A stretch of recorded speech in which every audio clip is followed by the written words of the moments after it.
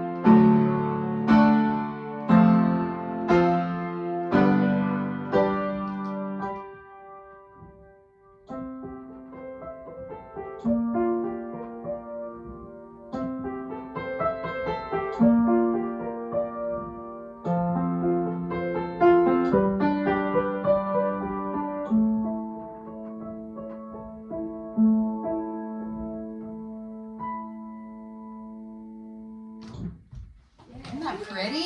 Pretty. I think kids like really gravitate towards this song, you know? Yeah. So many cool things. Yes. As I was watching, so these are repeat signs up here. And is this the first time that we have a repeat sign? The dots. No, they've had some introduction. Well, right here, remember at the bottom of Ode to Joy, Oh, they had some repeat signs, and I think maybe that's the first time. I think it is because in the rhythm patterns, it just says play this 2 times. Yeah, it doesn't have the actual So sign. again, we're subtly introducing reading music. Yeah. And you can really explain, like, if it has a repeat sign at the beginning and this, it just means you're going to repeat this, you know, Just twice. one section, or once or whatever. Yeah. And that's here as well as the next part too. And it's very similar, but you're just adding in that 5th finger in this, what is this, 3rd line down. Yeah. Just your right hand adds one. Yeah. And then it also has this crazy thing, dies al fine. Yes. Thank Yes. Italian. Italian. Yes. And a 1st and 2nd ending. What? Okay. That's actually the purpose of the song. That's really, in my opinion, other than just a really pretty song, she's trying to introduce some like theory concepts, some structure, musical structure. Yeah. So if you are playing a piece that has the dies al fine, you're gonna go from so you play through the whole thing, and then you're going to this is called a 1st ending. So you go to the 1st ending first, and then you play this little bridge. Maybe we could call this a bridge. Yep. She's got a little bridge. And then I will often make an arrow that goes. You go back to this little yellow symbol up here. You just kind of go to the S sign. Yeah. So I'll even draw a little line that's like, this is where we go back to. Because if you're playing just a regular Mozart or whatever piece that wants to do this, because that way they don't have to just repeat the whole music, you know. They don't want to write it all in. Yeah. They're saving paper, all that stuff. It's great. Right. Yes. And so then you're going to go through and play these again, but you're going to skip the 1st ending and go to the 2nd ending. And then this little bar right here means the end. Double. End of song. Okay. Ending, And that is in the other pieces too. She's got that does. ending at the end of the other pieces. Yeah, if you look at the end of any of these guys, it's been here. So So that's the concept of like the repeats, the dies al fine. So that's one aspect. Another aspect of this song is what is it? A chord meld or double chords? What would you call that? I mean, I think it's like it's a chord variation is what I would call it, because it's not an inversion, but it's not it's really just like a mix of 2 chords. Now, when people are reading worship music and they're seeing, there's there's some important clarification. Okay. I think it's like a G/B. Yeah. So what that means is you're actually playing a G up high, and it should look maybe more like a fraction because the G has to be in your right hand, and that is confusing for people. It is. Because it's the G's on the left. It's on the left side of the dash. Yes. You know, and so That would, you have to really help kids understand this concept, or adults to understand this concept, that the right hand is going on the left side and the left hand is going on the right side, and that they have to think of the slash as being very intentional, that it's more like a fraction, you know, and so the right hand is on top, left hand is on bottom. You'll see right here she has the RH/LH. It's very small. I will often take my whiteboard, which, teaching tip, you should have like a mini whiteboard. Oh yeah. I normally do. I don't know where mine is right now.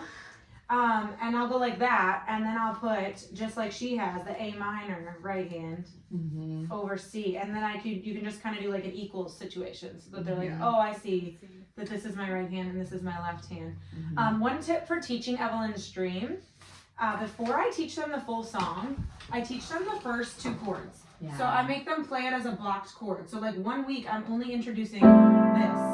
And I make them play it as a block chord. Do you see what I mean by that? Versus an arpeggiated, like separated. They're blocking it. And again, what I'm looking for is proficiency. If they can proficiently go back and forth, then they're ready for the song. If they can't, they're gonna pause, right, Lily, very dramatically every time they get to this spot in the song, and they're gonna have to like find it and then, you know, start again. And so that's just another little, you know, taking it back, simplifying it. That's another little tip for that. But Yeah, go ahead. it is super helpful that it has the keyboard right here too. Yes, definitely. To like point out to the student, the visual learner. Yeah, it's really helpful. Who can see like, oh, this is where my ones are right next to each other. They're not where they were with every other song. They're right next to each other, and so it creates this really beautiful 7th kind of sound. Jazz is how it sounds, right? And so you're kind of introducing this concept of like jazz, that chords don't always just have to be 1, 3, 5. They can be like this other cool sound and stuff. And then we've already had the B flat that they've practiced in Ole and that kind of introduction and that kind of thing too. And so kind of just getting their hands to go back and forth in that way is like super helpful. So it's the G minor and the B flat. So then you're playing those. Yes, in the same way that you played this. So your right hand will do the G minor and your left hand will do a B flat. And we're talking about a full chord. So you see how I wrote there? It's like an actual full chord. Right. Whereas Jody earlier was talking about G/B, which you'll see in worship songs. It does not mean the same thing as what we're teaching in Evelyn's Dream. And it is, I think, important to distinguish this for students because it gets confusing. It's not the same thing. A G in worship music, a G over B, is what's called a G first inversion chord. And it looks like this. You play B with your first finger, D with your second finger, and G with your 5th finger. Can you visualize that at all? like if you picture a piano and like your thumb is So going this to is a play normal the G. B. Instead, I do B with my thumb, and it sounds like this. Yes, okay. It's called an Okay. inversion. I'm rearranging the notes of the chord. I'm not changing the notes. I'm rearranging them, and that's called the an same inversion. word as transposing. No. Great question. That's Totally a different. different. Yeah. Because it's different. The note is changing. Like you are actually hitting a different You're key. taking In a chord. transposing, yes, Transposing, you're yes. changing the chord. Yes. In an inversion, you do not change any of the notes of the chord. You Same. rearrange them. You Okay. do not change any notes of the chord. They can't Okay. change. They just are rearranged.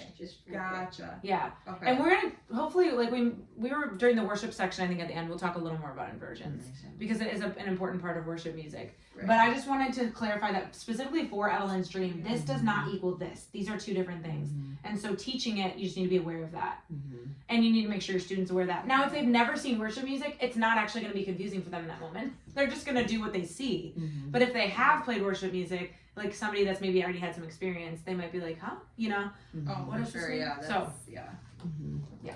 Yeah, so then they're gonna have kind of these double chords where it's A minor C and then G minor over B flat. Again, it's these creative chord progressions too, because really like those shouldn't go next to each other. Correct. A C and a B flat or G minor. Yeah. And then you're including this F, G, A. And I just love how it takes the you have a C natural, right, and the F, and then you have a G, and then you have a C sharp and the A, and it gives this lift feeling. Again, this is the flat 6, flat 7, 1. It's a very common chord progression, and she's used it. It's the same thing she used in Olay. Yeah. So it's pretty cool how Yeah, she loves it. So Yeah, she we does. can love it too. Yeah, totally. It is very epic. And then kind of the same thing happens too with this bottom line with the bridge. You have a D, which has an F sharp in it, and then you're playing literally an F natural. And so it has this really like, what is that, a Star Wars feel? Yeah, they're chromatic thirds is the term. That's a theory term, but a chromatic third. That's what's happening there. Yeah. Look at you. And it does sound very like a little like off, like kind of, unusual. Yes, So yes. yeah. But everything else is pretty straightforward. If they know their finger numbers, they can just read this. Read the 5 1 1 3 5 Yeah. 1. It's pretty self-explanatory. And they're just kind of walking up and playing that F G A chord progression. And then it's nice because like that third line, it's the same thing. They're just adding in a fifth, their fifth finger at the top. And you just have to remind kids that these are different too. Of like, don't play the fifth up here because they'll want to. Sometimes they won't notice. Or play the fifth finger here, Yeah. And then same thing with this, what is it, fourth line down? They're playing a third up here, so it has that extra feel. It just adds more texture, more variation. Yeah, there's just a little. This fraction is not like sheet music for worship music. Fraction. Right. This one is actually playing that. Yes, it's actually playing what it says. But the worship music ones are flipping it. They're what's called inverting it, so they're changing the arrangement of the chord. Right. Yes. It's just backwards. Yeah. It's not backwards. It's not even backwards. Yeah, I wouldn't describe because it it still is. It's still going to be a G. And Chelsea and I have different opinions about this. Yeah. In my opinion, I do not have to play an inversion in my right hand. All that matters to me is if my left hand plays that bass note that's a B. So. No, I agree with that. Okay. Yeah, no, that makes sense. Because what you've got this note right here. That's a G, okay? But then that's got a different sound. There's a tension because it has a B in the bass. And even I think that if you have a full band, the bass player is the only one that has to play that B. It's crucial because that's how you feel. You have that feeling. That's how you now feel I'll play the B too with them. It doesn't really matter for me. And maybe a guitarist he could play that B as well. Yeah. But the band is playing that G to give it that full sound. But then the bass player is. Because remember, your ear gravitates to the lowest sound. So what your ear is really going to hear is whatever the lowest instrument, which in worship is the bass player. Yeah. Whatever So if you have that fraction, you have to make sure. And musicians mix this up sometimes. Like, okay, no, that they have to play. The left hand is going to be on the right. That's just how it goes. And so it is confusing. You just have to like really think like.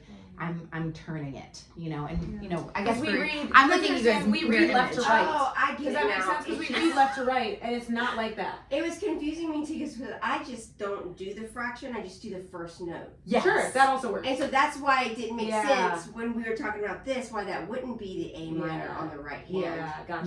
You know what I mean? Okay, so Yes. I'm with you. No, it's good though. You were already in the right spot. Let's not mess you up. That's perfect. Stay right where you're at. Oh, do you use this? No. I know. Okay. This is I great. do. This is great. Yeah, and we can. Well, let's wait. I'm gonna wait till we talk about inversions. Okay, I'll good. keep that up, and when we do that, I'll show you guys. Good. So Evelyn's Dream. Yeah, that's pretty much. It does say play 1 octave higher. Notice at the end.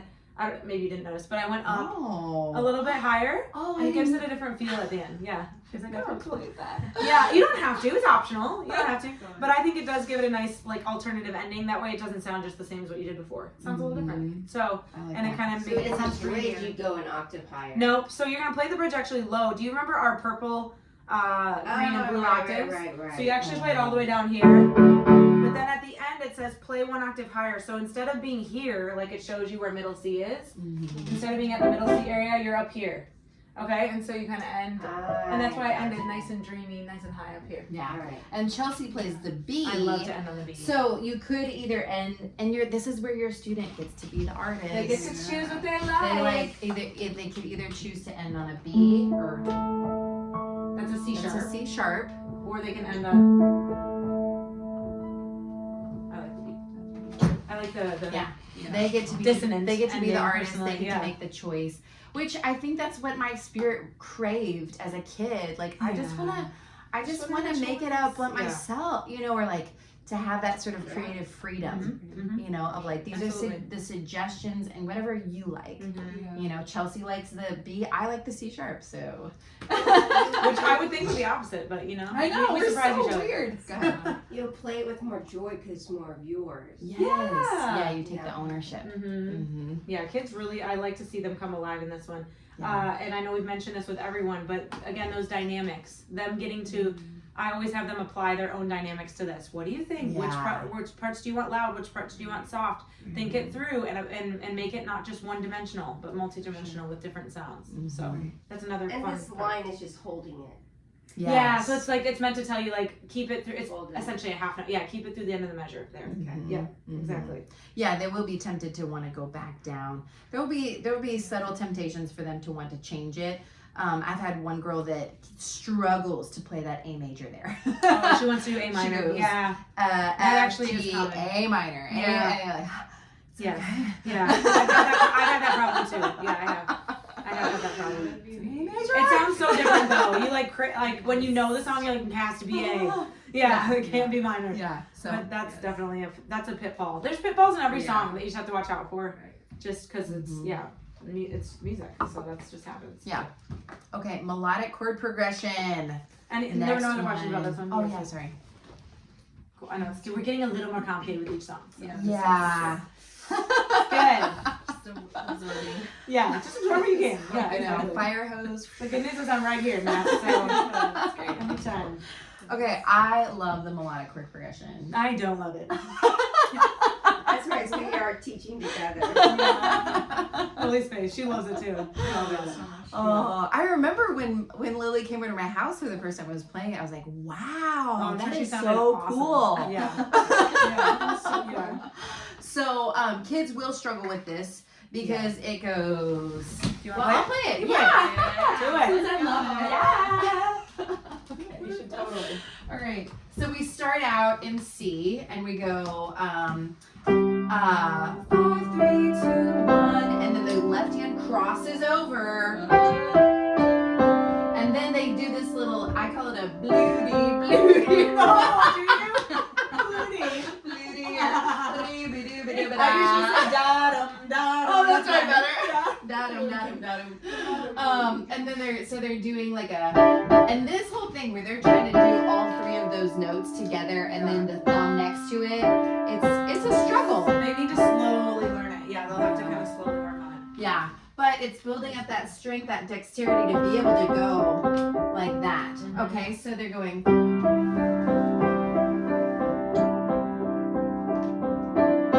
Okay, so this is the line that I just played right here.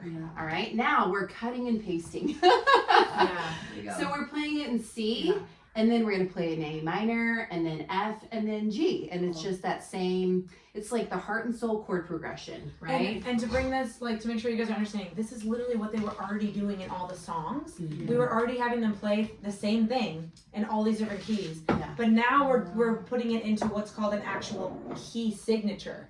And so, like, they're in the key of C, and they're playing the numbers. They're playing the 1 chord, the 6 chord, the 4 chord, and the 5 chord. Yeah, underneath. In the, She does the Roman numerals. I do too. Right? I Yeah, do. and that's good. Yeah, I teach them. Because the benefit of Roman numerals is it emphasizes what's major and what's minor. Yeah, versus They just a are number. annoying because you don't understand Roman numerals. You didn't pay attention to that part of math, but For sure. but eventually you will get used to it. Yeah, you do. And there's only 7 of them. Right, exactly. You So don't have to it's not too confusing. No, Anyway. for sure. So there we've got the Roman numerals. So it's gonna go 1, 6, 4, 5. So.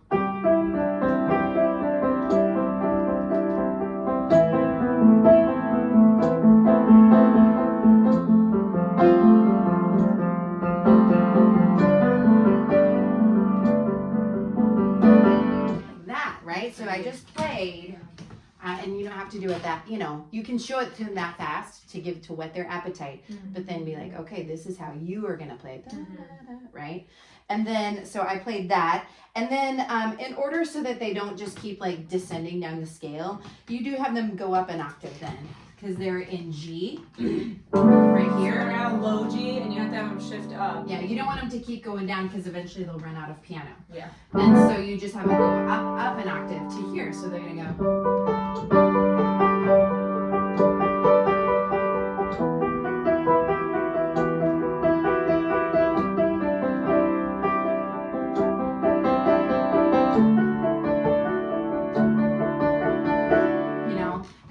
And then from the D, they just stay on that same D. Repeat it, stay there. So it's gonna go, but they're starting a new, again, Chelsea was talking about modulation. This is modulating from key to key. You're changing I changed from the key of C, and then I became into the key of G, which had circle fifths, right? Yeah.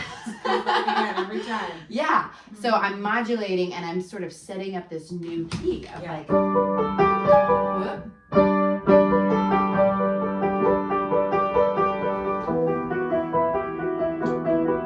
No, I was here, right? Oh, You were on D, but yeah. Oh, sorry. And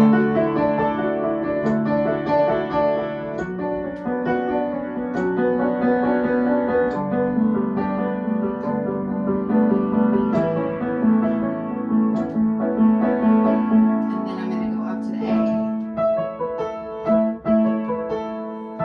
And you'll get some students that are like, F sharp minor, I don't remember that. And you're like, well, Go back to page 1. so yeah, open up that page of pen scales, or chords, either way, and review it. And then you just stay on the E.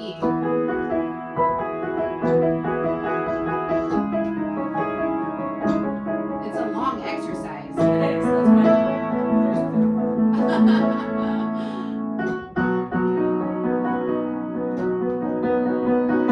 you go up the octave. Maybe I did go. Where was I? You're on G sharp. You're right here, right? There we are. Yeah. Okay, there it is. So G sharp minor is, some students will be like, I've never learned G sharp minor. And you have to remind them, no, you did. It was called A flat minor. When you learned it as A flat, because back on this page, there's not going to be listed a G sharp minor. Yeah. But remember, we know that it sounds the same but looks different. That's those flats and sharps, right? Sounds the same but looks different. So the G sharp minor is just the same thing as A flat minor. Oh, is that why you circled this one? Ugh. Tanya was asking me for why this was circled Because and this. Yep. So actually, this is not even mine. I was like, this isn't even. This was Diane's. Okay. But I must have at some point circled it. Yeah.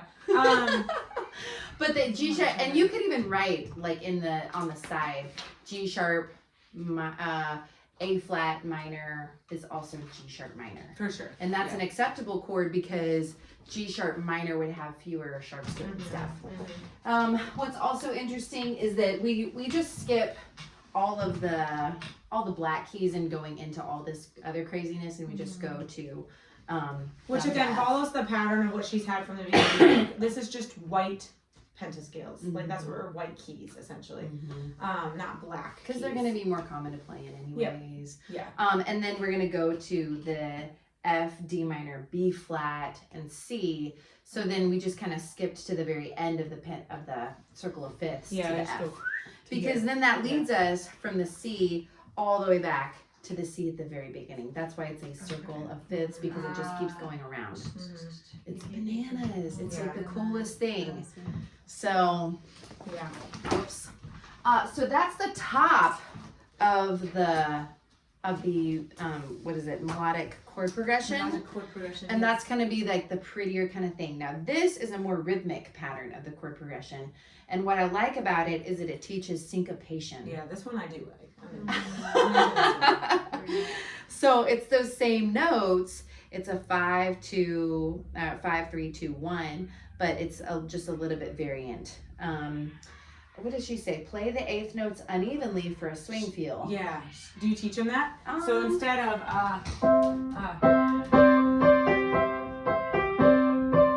you can do.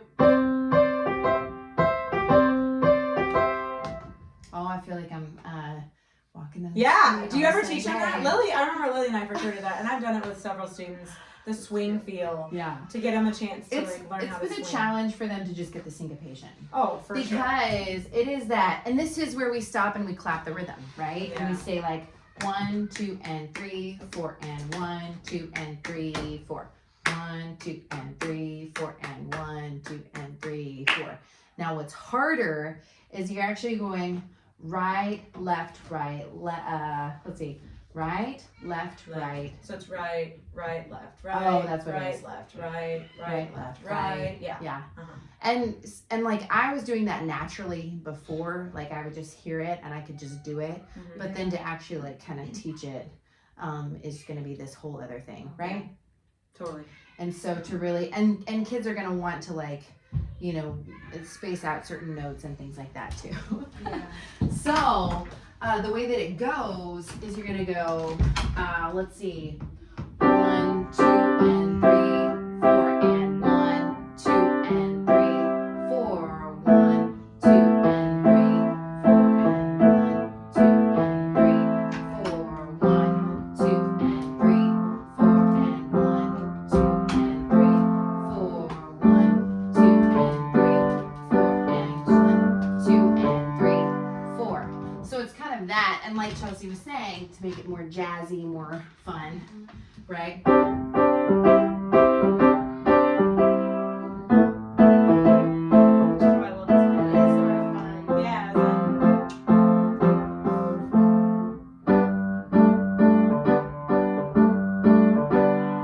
Yeah.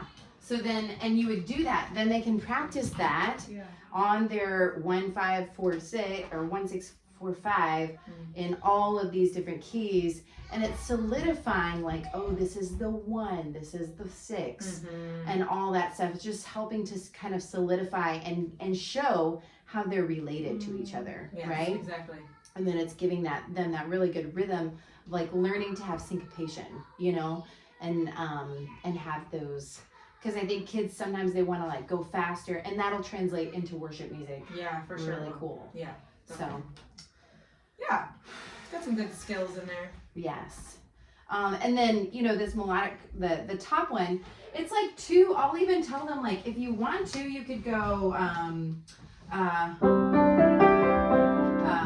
like they can come up with their Oh own yeah, little. mix it up.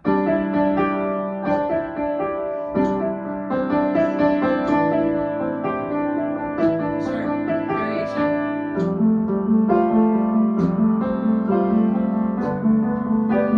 You know, just Yeah. because that's kind of the bare bones, and then you're letting them just become creative with it. Mm-hmm. And some kids will love that, and some kids will hate it. You know. Yeah. Because you know, Lily, she's like, yes. Because I think the first time I heard her play this song, she was like flying. She was like, "This is a song with chords." Yeah. Yeah. And I was like, Yeah. yeah. Definitely. You know, so but I've definitely told kids like be creative, and they're like, you know, and so it just depends and stuff. Yes. Yes. Yeah. Depending on the brain type. Yes. Some stress out, some love it. Yes. Yes. And I think too, there's just a value of like telling the kid, just sit at the piano and just play the chords, and like don't care about what anybody else around you is thinking about, and just kind of just playing just the rhythms and thinking about like 1, 2, 3, 4, 1, 2, 3, 4, 1, 2, 3, 4, 1, 2, 3, 4. And then letting them kind of like, and just being like, just kind of like sit at the piano, you know, and like play and see how different things sound. I heard Aria the other day playing a bunch of like 7th chords and like That's awesome. walk downy things. Yeah. Walk Downy things. Very Nice. musical term. Wow. And just her sitting there and experimenting, you Yeah. know, and to encourage that encourages, you know, songwriting and just that, learning Creative how to- expression. yeah. So Personal worship too. And like Yeah. that helps them to develop a level of personal worship. Mm-hmm. So Because in this, you would need, like, if you're playing in the key of G, like, you would need to know what the fifth, fourth. Mm-hmm. well, you would theoretically, but on the page you don't because it literally gives it to you there. So Well, like, is that what, or am I misunderstanding the question? Oh, this part up here. I'm saying if you were to do it, like, on your own. Oh, yeah. doing No, your totally. If own, you were on would your have own. to, like, know, like, Yes, you would. all the chords Yes. Mhm. into it. And It's really intuitive. I feel like they start to realize, because especially, well, I guess this is on the cusp of when I feel like they really start to grasp like the concept of especially the 1, 4, and 5 chord, because the next step in the curriculum after the note reading is like all about the 1, 4, and 5, right? Like I'm talking about like Waterfall Land, Cannon Land. They start to learn like a lot of these 1, 4, and 5s in every key pretty well. Okay. So then if they do want to go spontaneously play something, they just naturally gravitate towards that because it's been sort of instilled through these songs. Yeah. But one thing that probably would be better is if we introduce the full scale sooner, because sometimes kids, well, up to now they're not understanding that if you're playing in the key of C, your fourth, your F is gonna have a they learn that in Waterfall. That's when they learn that. yeah, really. it's gonna be a sharped fourth in every key. And so if they're wanting to just improvise in that key, they might not choose to play a B flat because they're playing it in the key of C. Mhm. And so it would be better probably for them to learn their scales. I don't know. I mean, I hear what you're saying in that. I think the timing is okay though. Yeah. Because the timing where she introduces the full scale in the curriculum makes sense to me. Yeah. I think that introducing it sooner, they don't need it based on how she's designed the curriculum. Now, Mhm. could it be useful to them? For sure. Yeah. But I think that, introducing the scale etude as the song, which we're going to look at in a little bit here, which I guess we didn't write down on board, but that's the next thing. Did you put it in here? Yeah. Yeah. Yes. That is, to me, that is the best way to introduce full scales because it piques their interest. I mean, as it is, I know a lot of kids are like, scales, and so I think doing it with the song really helps it feel more exciting to practice. And so, but yeah, so if you didn't understand what Jody just said, did you guys understand what she was saying about the F and the B flat? So I wondered. So what she's saying is like, my face. let's say we were in the key of C, Yes. and we know that all 7 notes don't have any flats. Right. No sharps or flats in C. But a kid that's used to playing pentascales, they're gonna think that, oh, when I go from C to F, I would play B flat because my F pentascale has a B flat in it. So they're thinking in terms of pentascales versus full scales. Okay. Whereas in the key of C, if I went from a C, and let's say I was doing like in every chord, it would have to be, which sounds really weird to them. They're gonna be like, that's wrong. But it's because in the key of C, there can't be a B flat. There can't be one. That's not allowed in the key. It doesn't exist. Right. So when their brain is very accustomed to the pentascale, the full scale can be a crutch because the full scale doesn't make sense to them. But I do feel like the way it goes in scale etude, it does begin to make sense. Yes. So, Yes. anyway. Amen. I love it. But yeah. Cool. Yeah. So I think that's. Do you have questions about the melodic chord progression? Any questions? I'm sure down the road, yes. Yeah. You're like, wait. But I will How do we do this Did I again? have your number? Okay. So let's take a look then at this amazing.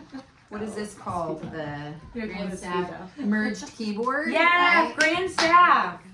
You gotta go already? I gotta teach a piano lesson actually. Oh. I'm doing a makeup lesson with Kanan and it's the only time we could today. Nice. But, All right. thank you guys. I'm gonna Love watch you. the rest of this video. Amen. I'll be in touch. Yes. Thank you so much. Bye. So now we have the merged keyboard where it was literally, she said she was just praying and the Lord just like gave her a vision of this. That's cool. Yeah. So cool. That is cool. And it's really that concept of like where are all the notes and located like on the piano and stuff. Yeah. The bass clef used to look like an F. It used to be called the F clef, right? Because that's where they emphasize on the F note, right? Mm-hmm. And then this was the G clef because the G was right here.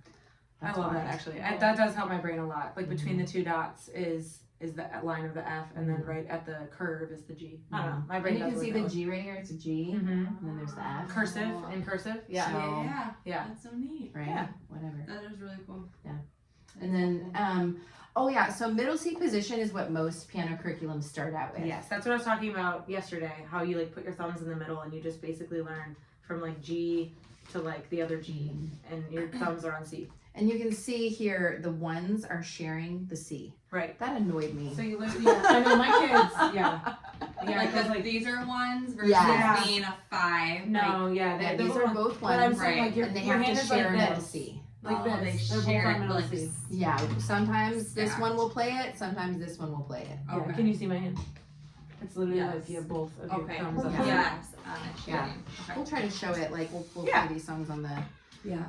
and so then it's pretty simple, but also pretty. Yeah. And it has like the finger numbers of the 4 is on the F there. The numbers Sorry, are we're so looking helpful at for the new kids. What's the beginnings right song? now. That's the handover again? Legato. No, yes, so that's a slur. It's called a slur. And remember I talked about how that arc refers to smooth.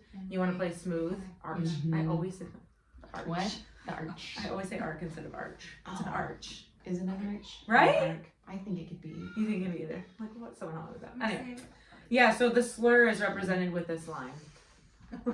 Either way, can I say? What did you say? No, I was like, yeah, no, that is weird. Why is that weird? Why are those words interchangeable? They shouldn't be. but So are they? what is it Anyway. again? What's the arch called? Yeah, it's called legato A or a slur. Yeah. Legato. Playing legato. It means that you should play it legato. Connect them smooth and connected. Yeah. Yeah. You want to play those or you want me to play? You can do it. Okay.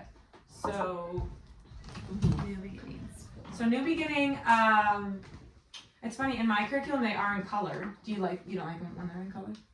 Diane said that she felt like it was a crutch. Oh yeah. There are some of them that you could get the notes in a certain color. Yeah. You can get them to like be the color that they learn them in the pentascales, and it does kind of help them associate. Like, oh, I'm reading a C or I'm reading a G or whatever.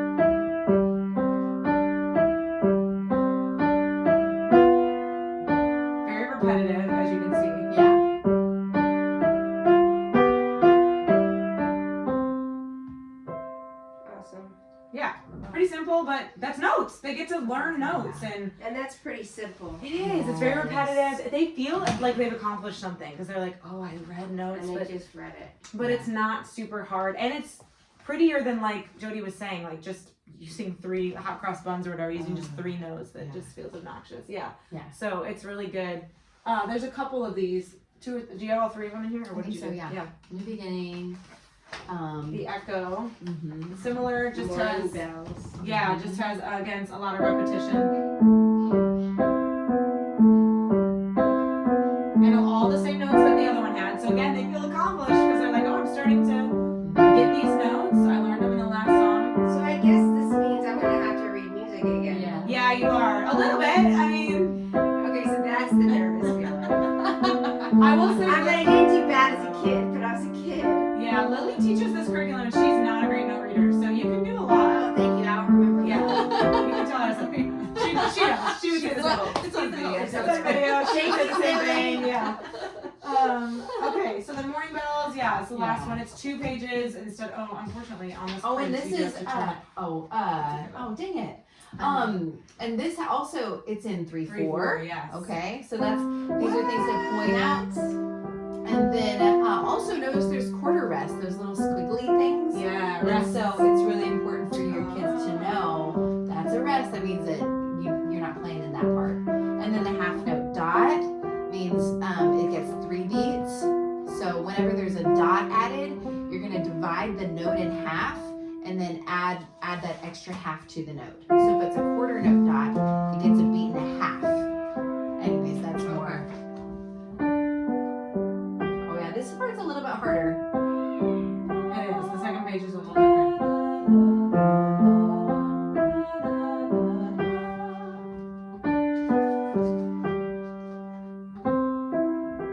Wow, it's Amen. very pretty. Yay. Dang it, I wish I hadn't done that. Yeah, I know. It's one of those things you don't think about that you have to turn. No, I Yeah. wonder what I wonder what. Normally, when this is copied, it's like Page. page 1 and page 2, so they can just have it all out. But in this one, they would have to turn the page midway through. But Yeah. worse things have happened. It's good. They can learn how to page turn while they're playing. Yeah, just like It's a skill we're all still you put like a working little on. tab on it to make Yeah, it easier. for sure. Yes. It'll be fine. Yeah. Um, Cool. yeah, and that has like the subtle finger numbering that most music has in it. Yes. Where it's saying like, okay, this is where you're gonna use your fourth finger. This is where you're gonna use your fifth finger, which already like their hands are staying in the same position. You know, it's Yeah. not like they're moving their hands all around, and so they're just playing it. Okay, I have to play. Like in the echo right here, it says 1 and 3, right? And that means you're using your right 1 and 3, and then your left 2. But then it's assumed you're gonna play your 2, 3, 4, right? Because it's just like that's what's logical. And so, and then here it says, okay, play your 2 and 4 with these, and then 2, 3, 4, and then and that will be super helpful with this morning bells exercise. We go over to the second page of Morning Bells, the one that she just played. Oh yeah, It does have numbers. In it has finger numbers in a good the amount. Yeah. 1 through beginning 5. part. Yeah. So then that's assumed that they'll just repeat it like that each time. Yeah. And you can also even help them say like, okay, hey, let's figure out what chord is she trying to get us to play right now. And this is Yeah. actually a G chord because it's a D, a B, and a G. And so it's like, oh, hey, Starting to look, recognize chords. we can figure out what chord this is because that is music theory. That's what we had to do in college fully or chordal whatever chordal. is to say like, okay, what chord is this playing right now for in sure. this measure, this time. Yes. So it'll be really cool to like help them because too what helps is if they can really understand the concept of a song and not just like these The are individual. the notes that I must play, Yeah. but it's true. to become more familiar with it and stuff.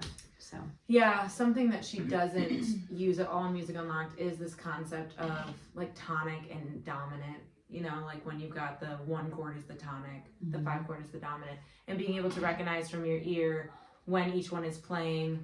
I think it's because in anything besides classical music, it's not necessary that you would know that, but I do feel like in classical playing, it does kind of set, because remember, a tonic without a dominant it's not specific. It's unspecific. It could theoretically be in like a C is in multiple keys. It can be in G. It could be in C. It could be in F. It's like C's in lots of keys. But if it's paired with a dominant, then you know, okay, if C and then G7 are together, then we know we're in the key of C. Does that make sense? Yeah. So it's like she doesn't necessarily teach that. I have at times paired theory books, Faber and Faber theory books with this curriculum to help them understand more theory. I don't know if you knew I did that, but yeah, I've bought different levels of the theory books of Faber because then they do learn things like that. And they learn things like it just kind of doubles down on things like intervals. There's like a whole interval section in that book and just some different concepts. The slur and the staccato are in that book. So I'm like, if there's a student that seems like they would be okay if they're visual and they're okay with like book work, it can be a really valuable addition. It's just that Faber and Faber theory. I could pull You're one a out to left show you, brain but- kid. Yeah, Right? yeah, definitely. Yeah, like Evie loved it. Yeah, certain kids that are definitely more left brain, but